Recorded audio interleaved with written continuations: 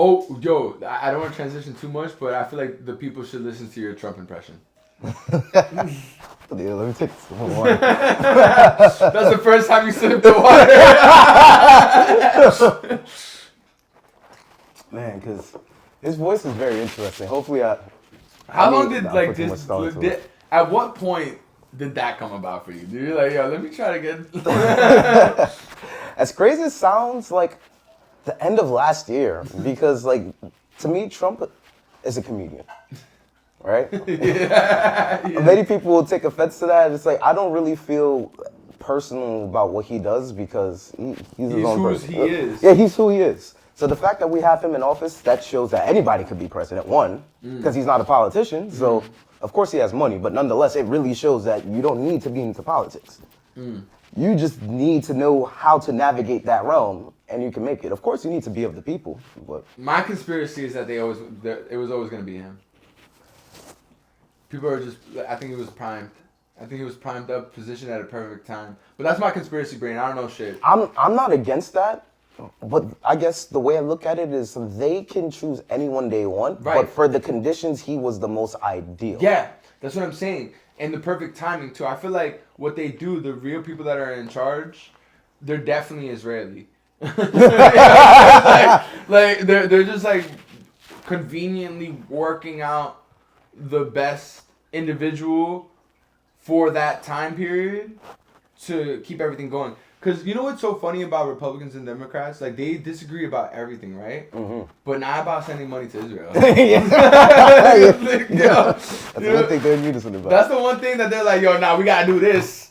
Which I find very interesting, you know? Because, like, don't they say if you follow the money, something about following the money? Yeah. You know, so let's follow that money. Like, wasn't it like $300 billion since, like, the 60s? Mm-hmm. Some shit like that? Yeah. That's crazy. Well, listen, Ego. I just wanted you to know.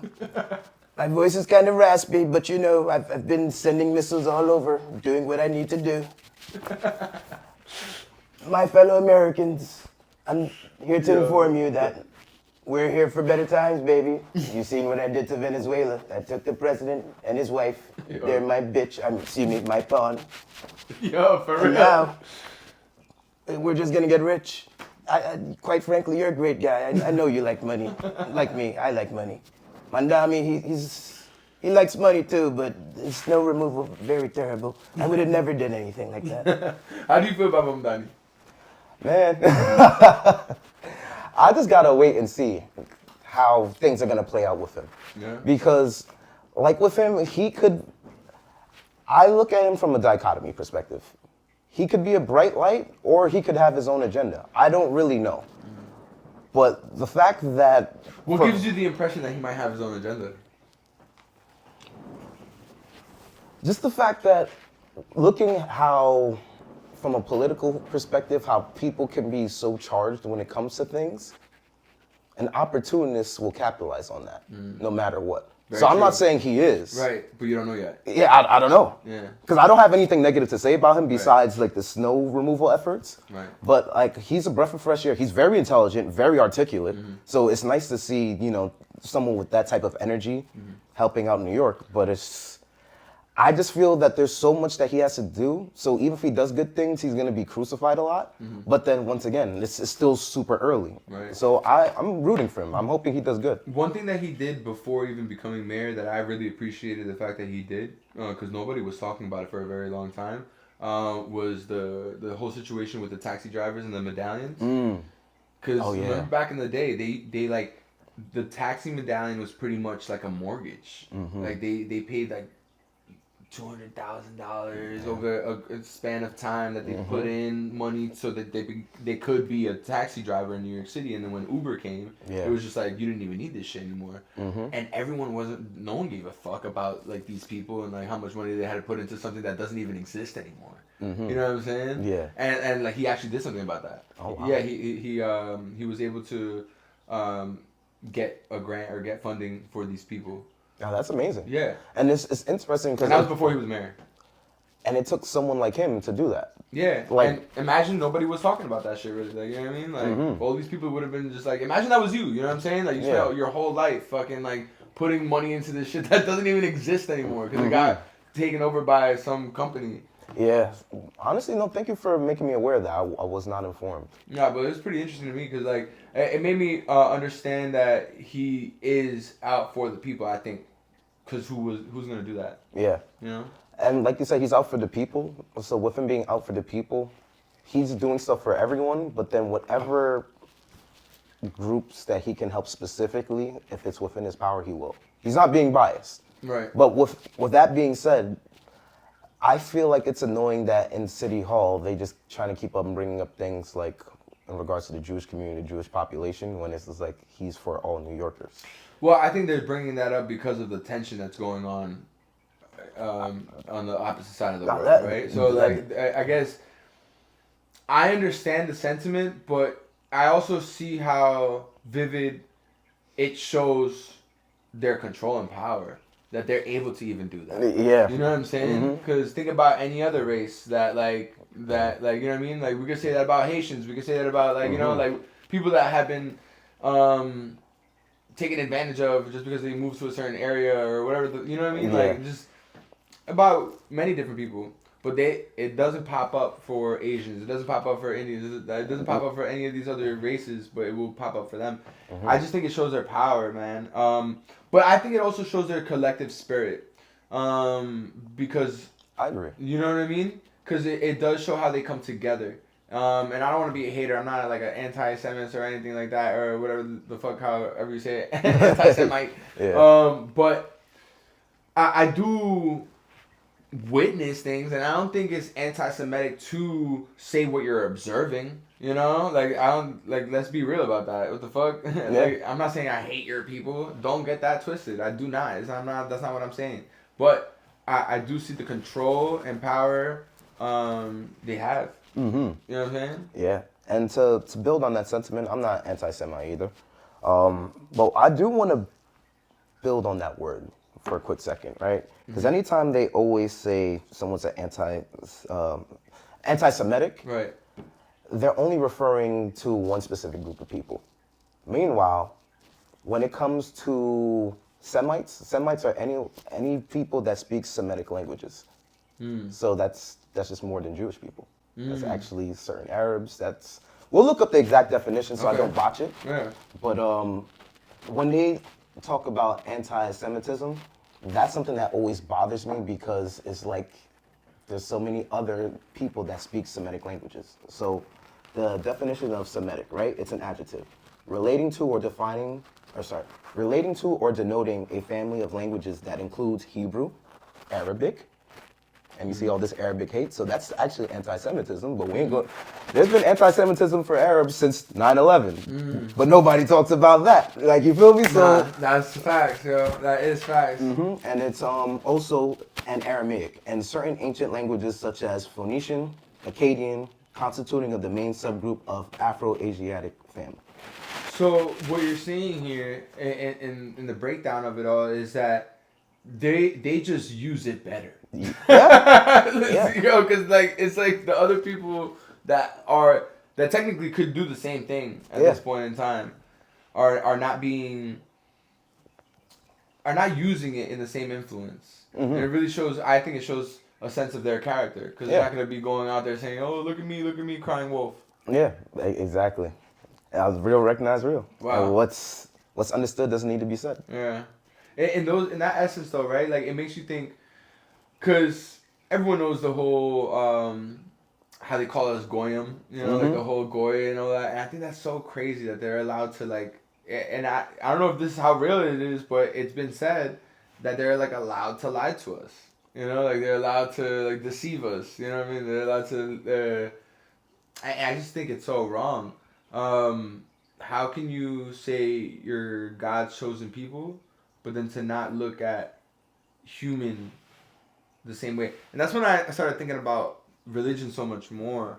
Christianity, it does hold weight. I feel like it holds weight for the story it possessed. Because was Jesus religious? No. You know, but Christianity follows Jesus. But that's just a religion. Religion killed Jesus. So if you're thinking about all these factors, right? Like we're living in the existence of what could have been, and what could have been is just an example of what people choose to follow. Are you gonna choose to follow this type of religion? Are you gonna choose to follow this type of religion? And if you look deeper into these religions, sometimes people create their own subgenre of religion from that religion, and so on and so forth. You know, I don't like the way you praise God in this way, so I'm gonna do it this way. Right, exactly. And what I'm saying with all of this is, you know, Jesus didn't do that. You know, and I think that if people took the stories more ingrained into their own life, I feel like they would just try to find their own peace, try to find God within themselves, you know, and also see the very nature that they have within them to be enough. Yeah. You know, yeah. I think what society tries to push at you is that you need this, you need this, you need that. But meanwhile, you grow up and you realize you can tell me if I'm wrong. The less, the better. Yeah, less is more. Yeah, you know. To build on what you're saying, right? In regards to Christ, like I grew up in the Christian faith, though I would consider myself an omniist. An omniist is basically someone that believes in the all and believes that everything's connected. Once again, I could be botching it, so we'll have to fact check that. But in regards to Christ, right? The more I learned about him, the more intrigued I became. But then I couldn't understand the masses and their connection to him. Because just like how you're saying, you know, people find divinity within themselves, Christ actually said that right before he was crucified. Or right before the Romans arrested him. When they were basically arresting him, they were saying, we're not persecuting you for the works you've done. We're persecuting you because you're speaking blasphemy. So let's break that down. If they're not persecuting him for the works he did, they're acknowledging that he's been able to do miracles and all these other things. He's just saying, you can't be calling yourself the Son of God. What he responded to them is, even the least among you will done what I've done, if not even greater. And what do we see people now saying? They want to be like Christ, but they'll never be like Christ.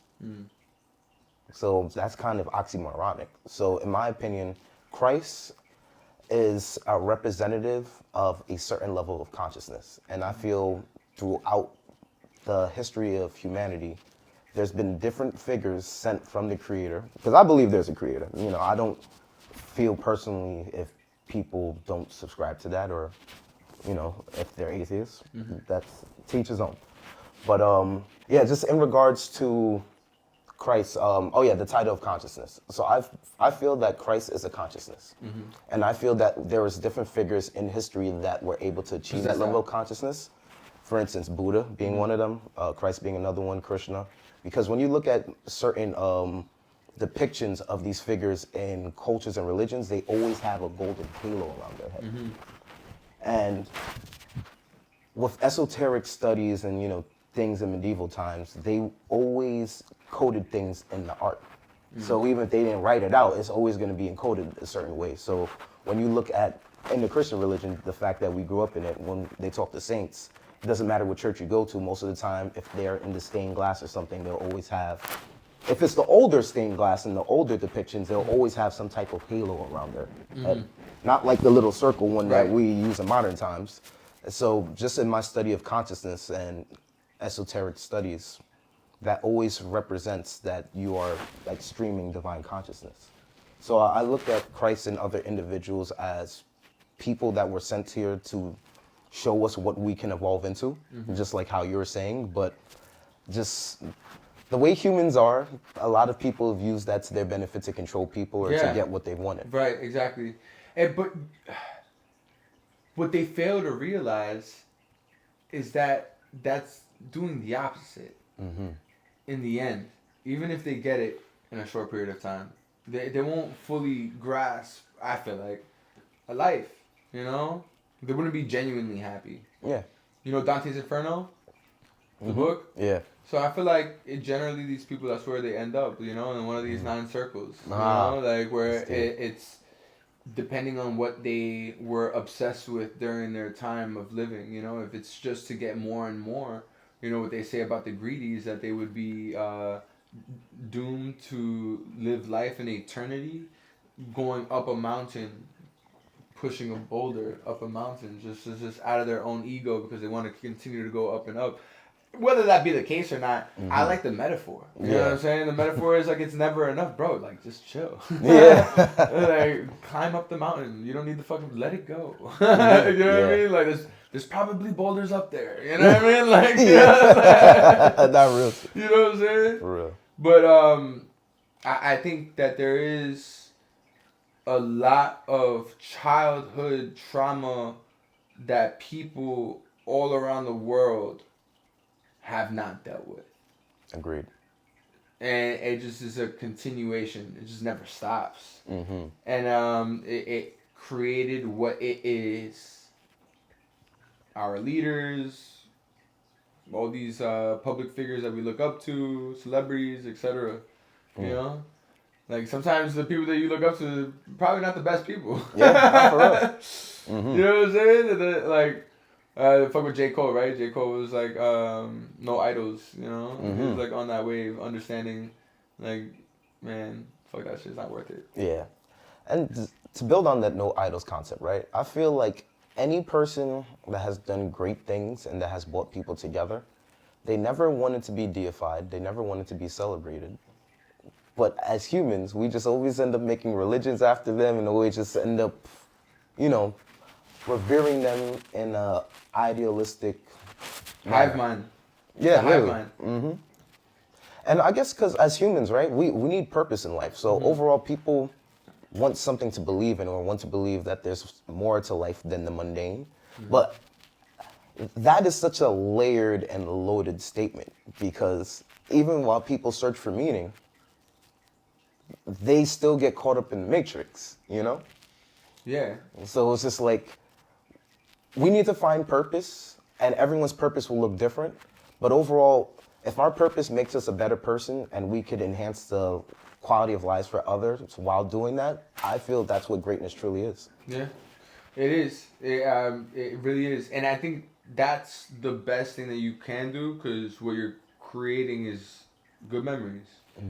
And within it all, you look at history, some of the best music, art, productions ever created was created through hardships and tough times.